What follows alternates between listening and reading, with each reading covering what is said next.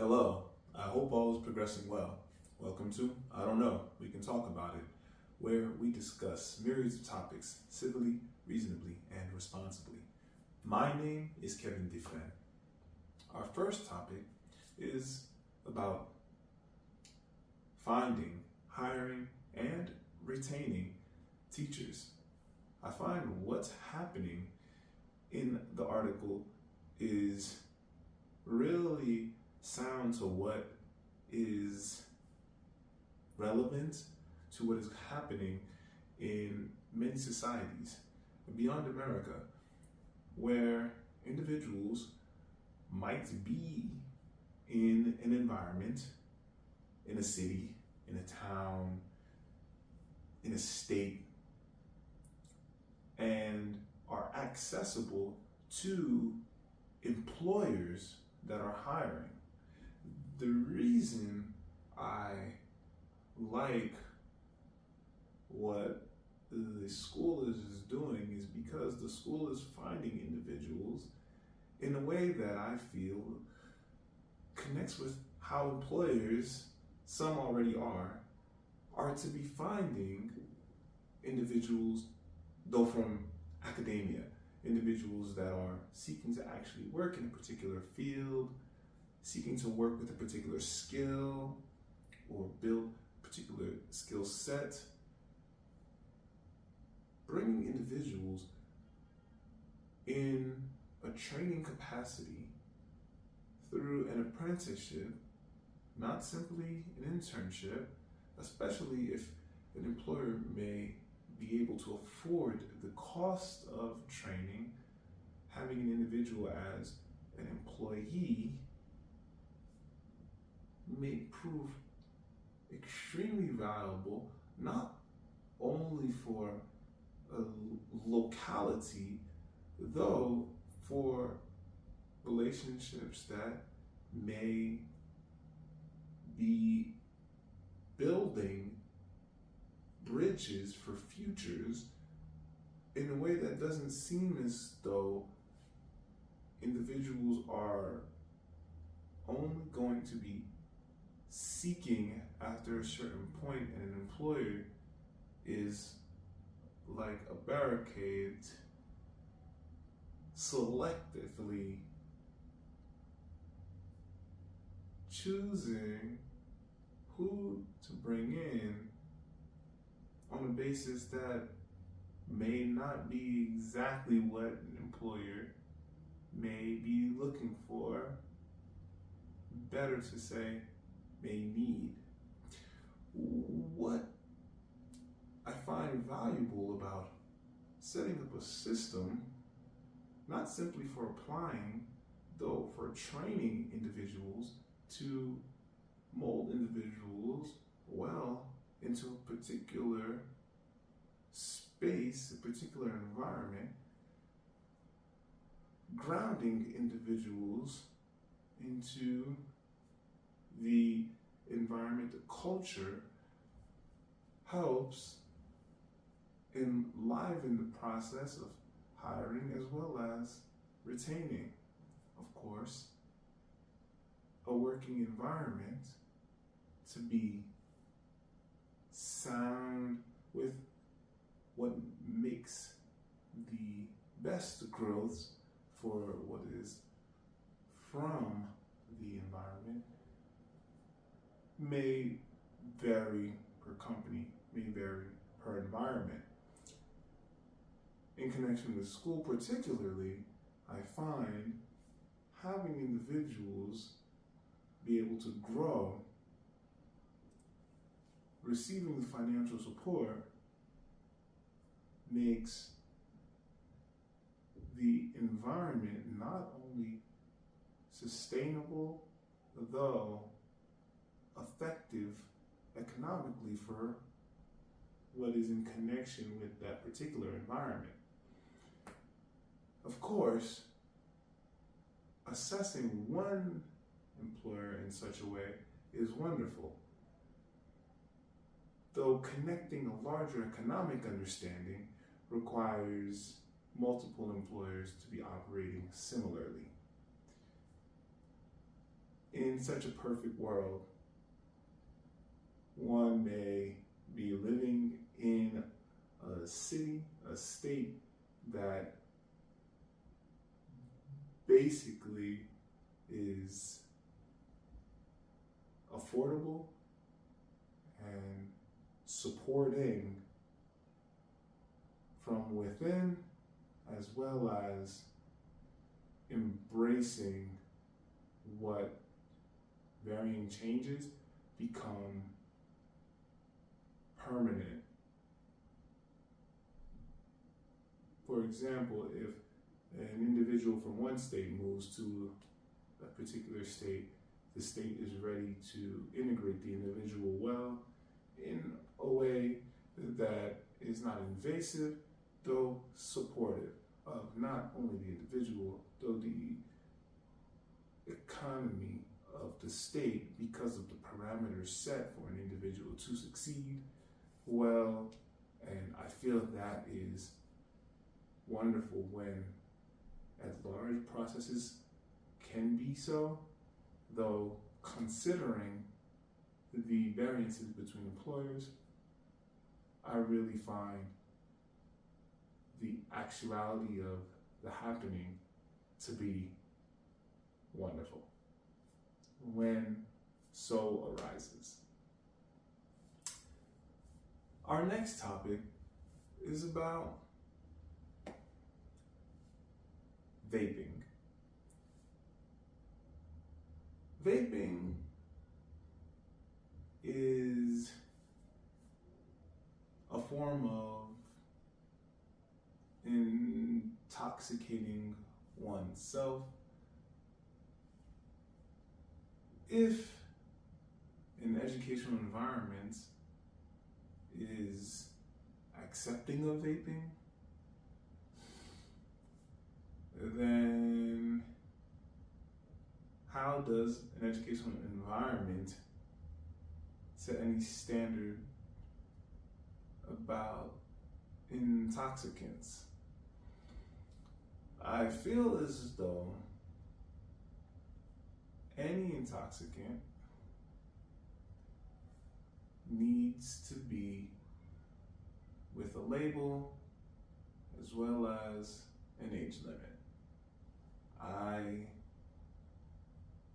don't understand why any with a growing body will want to grow the body unhealthily.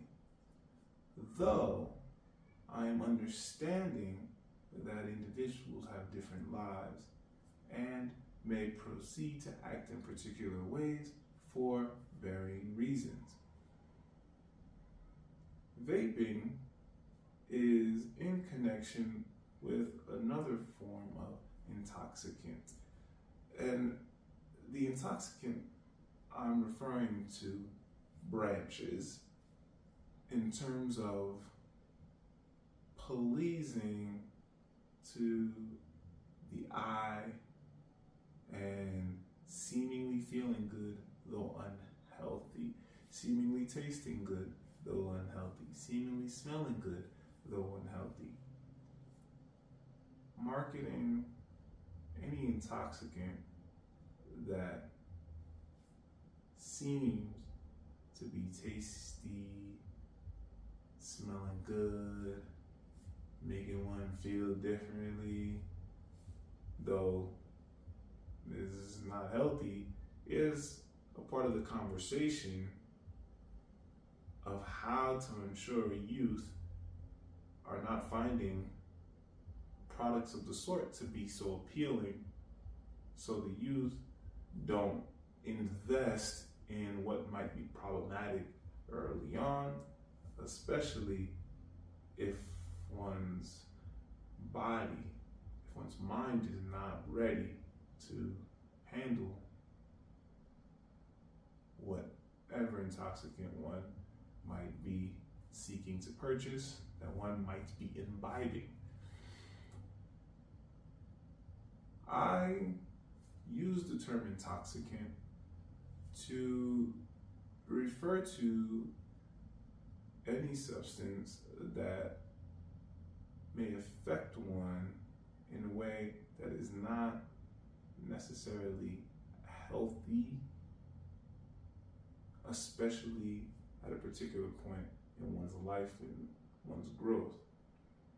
Considering the mind is ever changing, malleable, the brain, malleable, ever changing, I think when youth approach any substance that may alter possibly an aspect of one's self,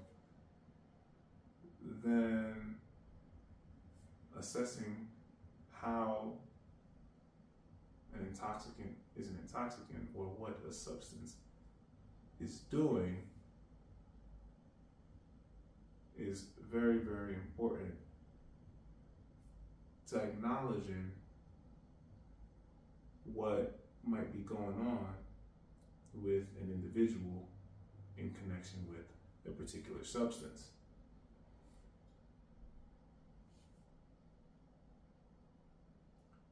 We're going to move on now to origami. Today we're going to make an origami whale. I'm going to be making a variation of a whale. First we have our square paper.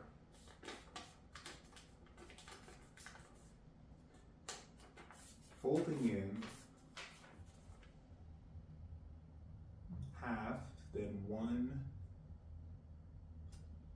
flap will bring us closer to our complete whale.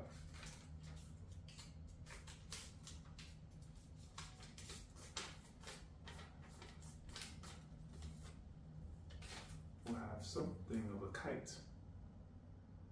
Next, we're going to fold in top part. So now we're folding in the top portion down, and we're going to just fold up.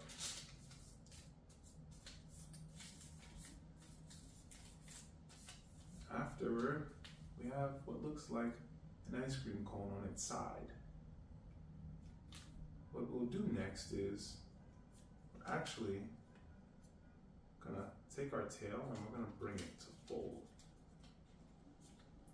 Now we wanna fold it correctly. We're gonna wanna fold it actually up.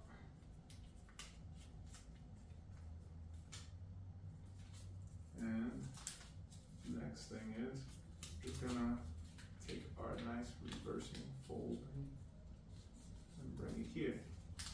Now, the reverse fold is a bit of a guide for your tail. You can adjust the tail however you choose, however you feel your whale's tail needs to be. The next part of this is actually to find your bend here and just split it down the middle. So now what you'll have is a whale tail. And from here, we can have a pen on us and we can decorate our whale. And you can put the design on both sides if you like.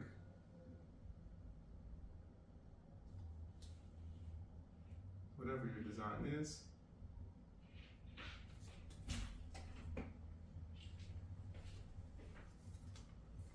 And voila.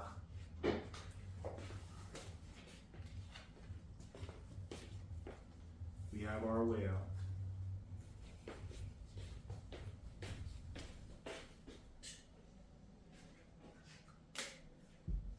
I really appreciate reading physical books due to the benefits in connection with spatial development. science around longer than most individuals today. The book I'm going to be talking about today, Men Are From Mars, Women Are From Venus. Of course, the title is catchy, and I decided to read the text because of wanting to be a more mindful, romantic life partner. The text offers valuable advice, comically set. The data is relevant. I really appreciate reading the balances between masculinity and femininity, though the reality of personality and character holds no ties to sex, holds no ties to gender. I feel as though the text posits scenarios very well for any in a relationship to be mindful, as well as to assess how to approach a situation in a way that respects boundaries of a relationship, even as boundaries may change, adjust. Considering the flexibility, one is able to assess a situation in a relationship by tending carefully to what one may be going through. And the text offers a few strategies to work mindfully in a relationship so as to be closer to understanding than to be more distant with misunderstanding. I really appreciate texts of the sort. The common thread one may discover is good communication is necessary. Healthy, objectively good, mindful communication is necessary in life, and of course, in communication and building healthy relationships. Thank you for joining. I don't know. We can talk about it. Onward and Upward. Kevin Dufresne.